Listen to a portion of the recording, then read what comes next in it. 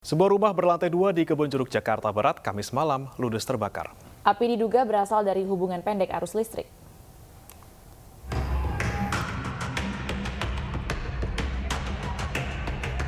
Kobaran api membakar habis sebuah rumah berlantai 2 di Gang Asem, Kedoya Utara, Kebonjeruk, Jakarta Barat, Kamis malam.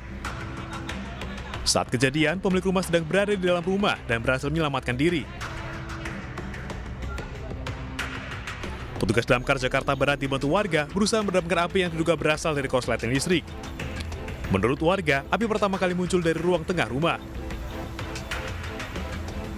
Api itu dari mana, Bang? Api sih dari sini, Bang, dari ruang tengah sih yang kita lihat. Terus Yang kita lihat dari ruang tengah doang sih. Doang gitu. keluar asap. Ini rumah kosong, ada apa penghuni, Bang? Ada penghuninya, Bang. Ada penghuninya. Ada. Tapi sempat keluarga sih. sempat keluar ya, Bang ya? Sempat keluar untungnya. Untungnya dia bawa gerobaknya karena kan dia ini dagang ayam geprek. Oh, ayam geprek. Ayam geprek di depan. Jadi gerobaknya dari keluarin, mobilnya juga dikeluarin. Satu orang warga mengalami luka bakar saat mencoba memadamkan api dan langsung mendapatkan perawatan dari tim medis. Dinas Damkar Jakarta Barat mengerahkan 15 unit mobil damkar untuk melokalisasi api agar tidak merembet ke rumah warga lainnya. Dari Jakarta, Helmi Sajengbati, iNews melaporkan. Selanjutnya pemirsa, seorang ketua RT Desa Datar, Kuningan, Jawa Barat diamuk ratusan warga karena terpergok selingkuh dengan istri kepala desa. Warga yang emosi mencoba memukul pelaku hingga pelaku diamankan polisi.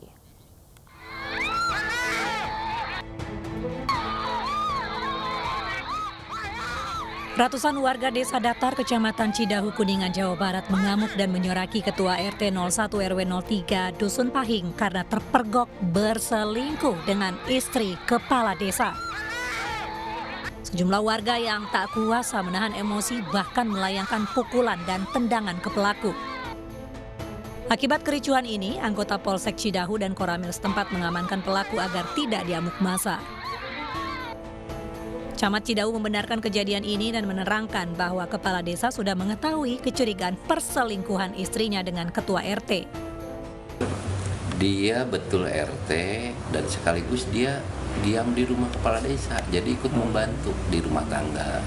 Ada yang mengurus cucunya. Ini pengakuan dari kepala desa bahwa betul itu adalah RT sekaligus membantu di rumah itu, jadi tidak kelihatan. Saat ini Ketua RT 01 RW 03 Dusun Pahing masih diperiksa di Mapolsek Cidahu. Buntut viral perselingkuhan menantu dan mertua, pria berusia L melaporkan istrinya N ke Polda Banten. L tak terima kasus dugaan perselingkuhannya diunggah ke media sosial oleh istrinya hingga viral.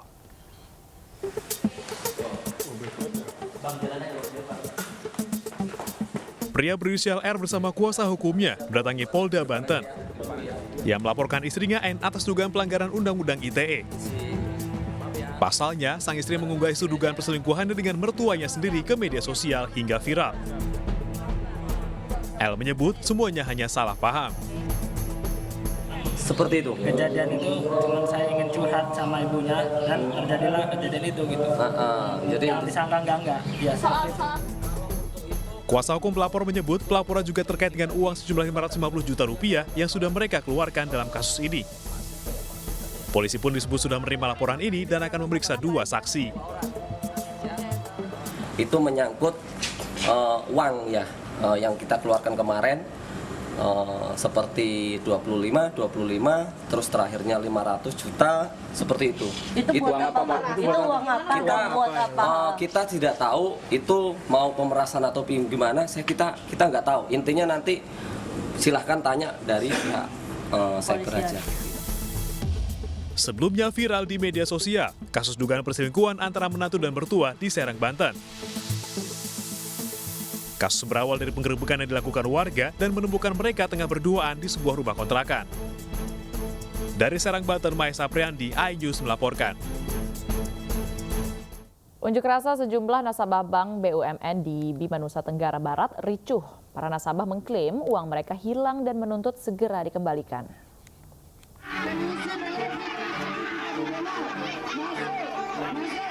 Kericuan mewarnai aksi unjuk rasa nasabah bank di kantor cabang sebuah bank BUMN di Bima, Nusa Tenggara Barat, Kamis siang. Nasabah pengunjuk rasa bersih tegang dengan petugas dan memaksa masuk ke dalam bank. Para nasabah mengaku kecewa lantaran pejabat bank setempat belum bisa menemui mereka. Para nasabah meminta pihak bank mengembalikan uang mereka yang mendadak hilang dari tabungan. Menurut nasabah, raibnya uang dalam tabungan kerap terjadi, bahkan hingga puluhan juta rupiah. Kesekian kalinya di bank mereka menghubungi. Tapi selama ini bagaimana penyelesaian dari pihak bank sendiri? Dari pihak penyelesaian Bank BRIKA Bank Bima, dia akan memanggil pihak korban secara diam-diam, lalu mereka akan rekening yang dulu rekening yang mengambil penghilangan uang itu akan diblokir dan akan disuruh buat rekening ulang. Jadi uang yang hilang tadi akan dikembalikan lewat rekening baru. Sementara pihak bank berjanji akan mempertemukan nasabah dengan petinggi bank. Seorang kakek berusia 80 tahun dievakuasi setelah rumahnya roboh tertimpa pohon tumbang di Makassar, Sulawesi Selatan. Sementara itu pohon tumbang juga menimpa 3 rumah lainnya dan menewaskan 2 warga.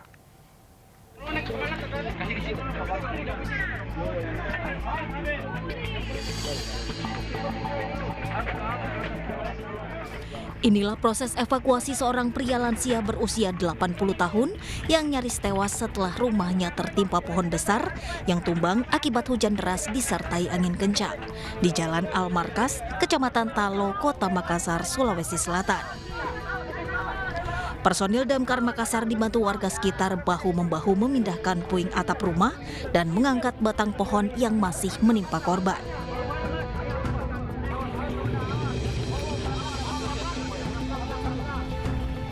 Usai dievakuasi, korban langsung dibawa ke rumah warga untuk diberikan pertolongan pertama dan langsung dilarikan ke puskesmas terdekat.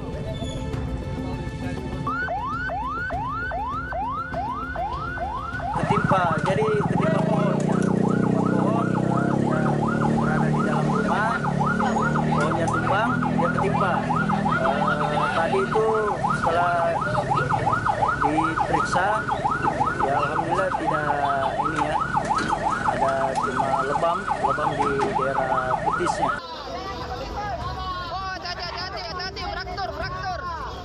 Sementara itu, hujan deras disertai angin kencang, sebuah pohon setinggi 20 meter yang berada di kawasan perumahan Puri Patene Permai, Kelurahan Sudiang, Kecamatan Biringkanaya, Sulawesi Selatan tumbang dan menimpa 3 rumah warga. Akibatnya 2 warga tewas terjepit di reruntuhan rumah. Sementara, seorang balita berusia 2 tahun selamat. Diketahui ketiga korban yang tewas dan selamat ini merupakan ibu, anak, dan cucu korban yang tertimpa pohon saat berada di dalam rumah.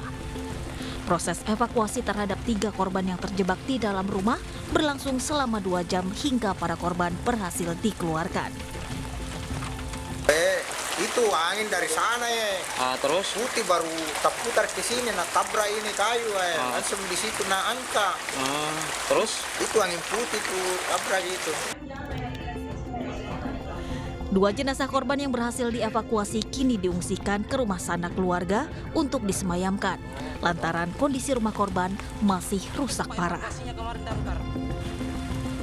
Selanjutnya pemirsa, 1 keluarga warga Jayapura tewas dalam kecelakaan di Kabupaten Pangkep, Sulawesi Selatan. Diduga sopir minibus mengantuk saat mengemudi hingga menabrak pohon yang menyebabkan mobil terguling dan masuk ke sungai sedalam 3 meter.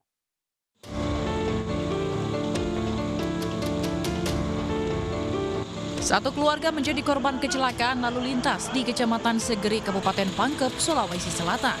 Minibus yang mengangkut 6 orang penumpang ini menabrak pohon lalu terguling hingga masuk ke sungai. Kecelakaan bermula ketika minibus melaju dengan kecepatan tinggi dari arah Tanah Toraja menuju Kota Makassar.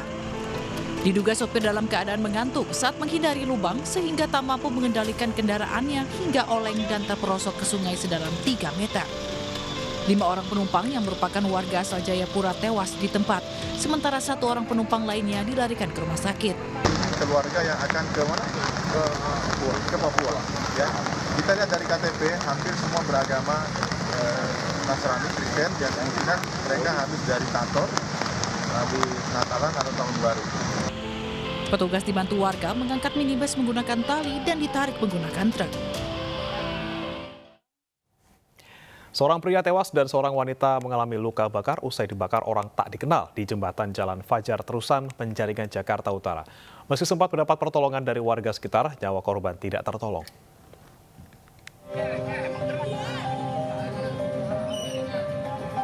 Satu orang laki-laki tewas, sementara satu wanita mengalami luka bakar setelah menjadi korban pembakaran oleh orang tak dikenal di wilayah Penjaringan, Jakarta Utara. Dari rekaman video amatir milik warga yang berada di tempat kejadian berusaha menolong korban usai pembakaran, namun nyawa korban tidak tertolong. Peristiwa ini terjadi saat korban yang sedang duduk bersama seorang wanita di jembatan tersebut tiba-tiba terbakar setelah disiram bensin oleh orang tidak dikenal, lalu menyeburkan diri ke sungai yang berada di sebelahnya.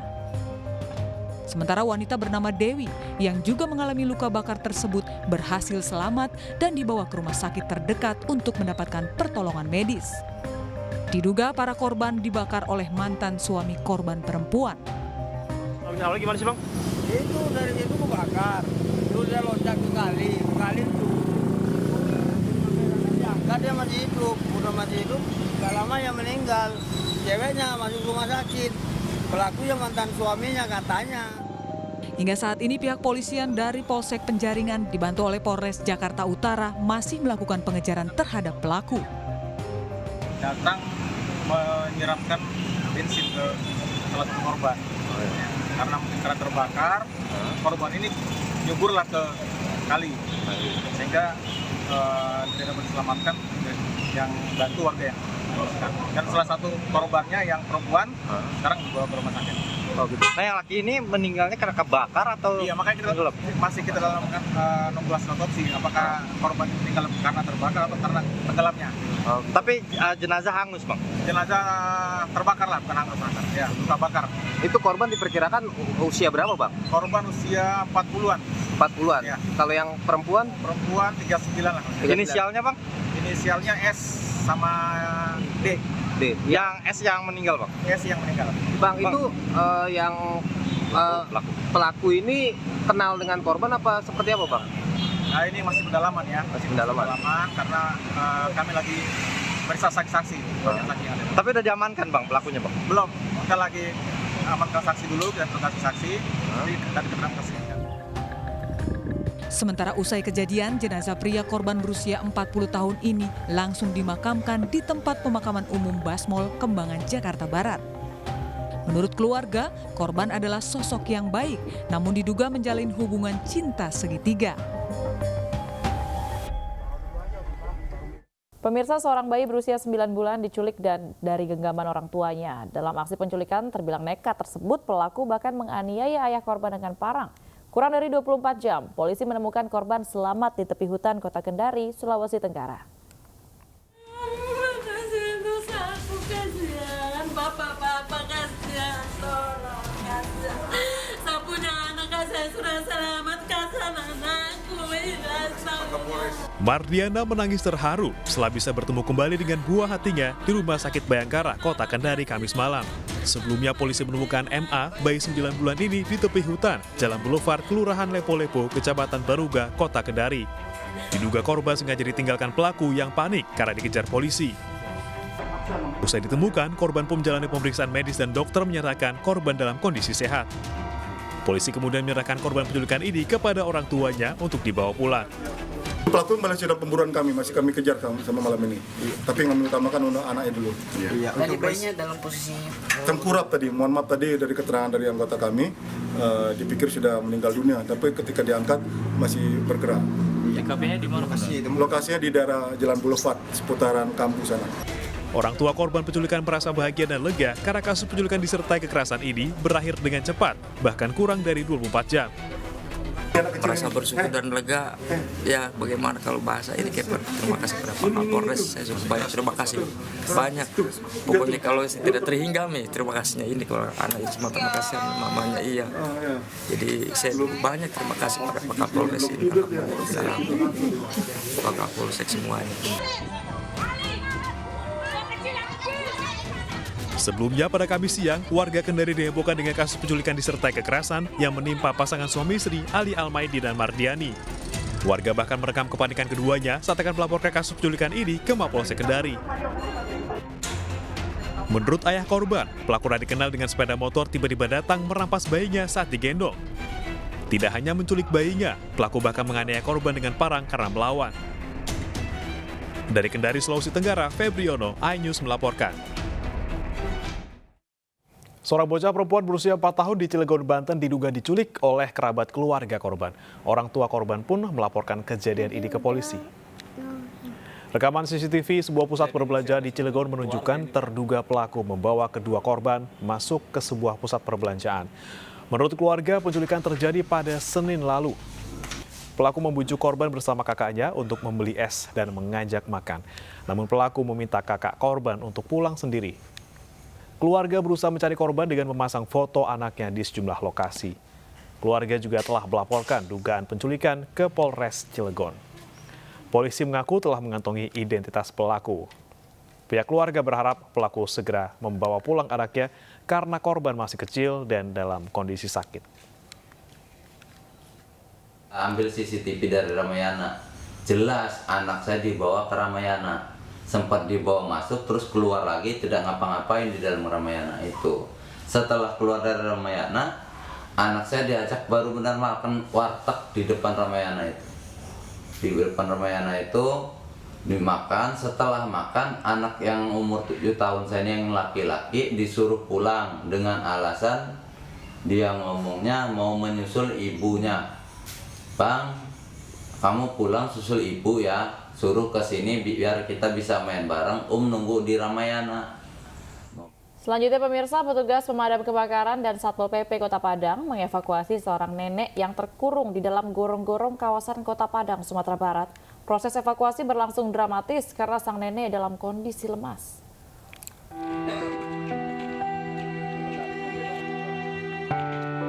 Delapan orang personel petugas gabungan mengevakuasi seorang nenek yang diduga tunawisma dari sebuah gorong-gorong di pinggir jalan raya Mata Air Kota Padang. Proses evakuasi dari gorong-gorong berukuran 60 cm dan panjang 5 meter ini dilakukan setelah mendapat laporan dari warga. Kecilnya ukuran gorong-gorong sempat menyulitkan petugas untuk masuk ke dalam lubang, namun 30 menit kemudian, akhirnya korban berhasil dievakuasi dan dibawa ke puskesmas untuk mendapat perawatan medis. Tidak bisa dievakuasi dengan masyarakat karena ada rasa ketakutan atau orang bagaimana, itu yang takut atau melawannya nanti. Sebab keadaannya waktu kita periksa itu sudah mendingin badannya dalam keadaan sakit.